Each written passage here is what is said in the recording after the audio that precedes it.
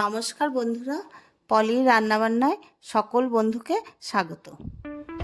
আজকে নিয়ে এলাম অতি সাধারণ কিন্তু ইউনিক একটা রেসিপি, গুঁড়ো দুধের গুজিয়া। সামনে বাঙালির পুজোর মরশুম আসছে, দোকান থেকে না কিনে বাড়িতেই চটজলদি বানিয়ে নিতে পারবেন। দোকানের থেকেও অসাধারণ স্বাদের হয় এই গুজিয়া রেসিপি। তাহলে চলুন কিভাবে আমি গুজিয়া তৈরি করলাম দেখে নেওয়া যাক। কড়াইতে দিয়ে দিচ্ছি 1 বাটি দুধ, লিকুইড দুধ। আপনারা শুধু জল দিয়েও করতে পারেন। দুধ অল্প গরম হয়ে গেছে, এখন দিয়ে দিচ্ছি গুঁড়ো দুধ। ভালো করে গুঁড়ো দুধটা দুধের সাথে মিশিয়ে নিতে হবে।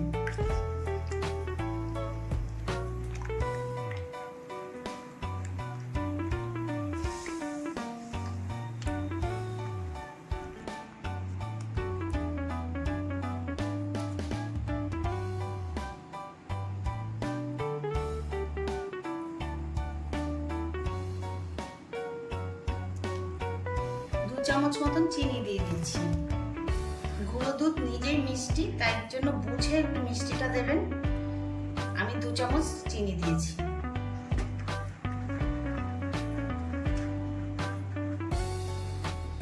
অনবরত নাড়তে থাকতে হবে, নাহলে নিচে লেগে যাওয়ার একটা চান্স থাকবে। দিয়ে দিচ্ছি 1 চামচ ঘি।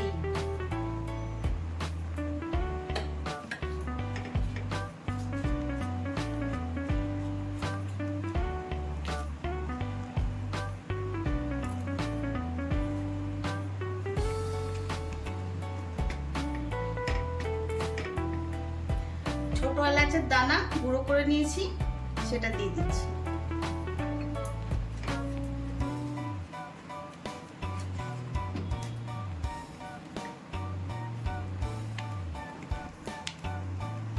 গ্যাসের ফ্লেমটা কম করে দিয়ে নাড়তে থাকবেন সমান।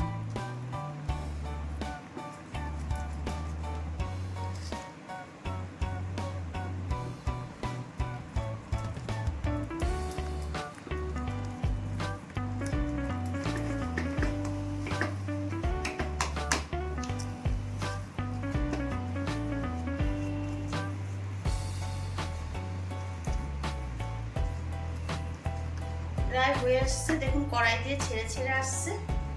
যখন কড়াই দিয়ে ছেড়ে ছেড়ে আসবে তখন মনে করবেন যে এটা হয়ে গেছে।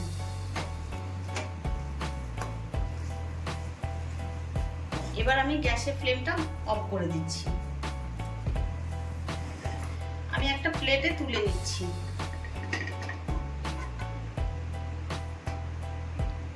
একটু ঠান্ডা করে নিয়েছি, আমরা যখন নাড়ু করি একটু ঠান্ডা করে নিই সেরকম। এবার এখান থেকে ছোট ছোট লেচি করে নিচ্ছি। হাতে একটু ঘি মাখিয়ে নিয়েছি। এরকম লম্বা লম্বা করে নেব প্রথমে।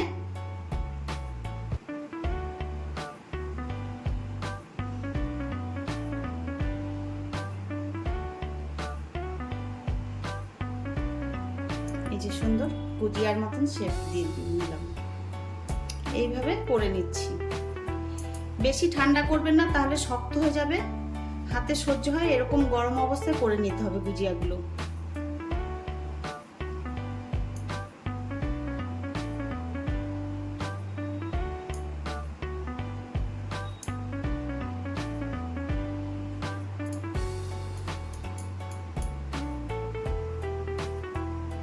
খুবই সহজ, তাড়াতাড়ি হয়ে যায়, একদম মিষ্টির দোকানের মতন তৈরি হবে।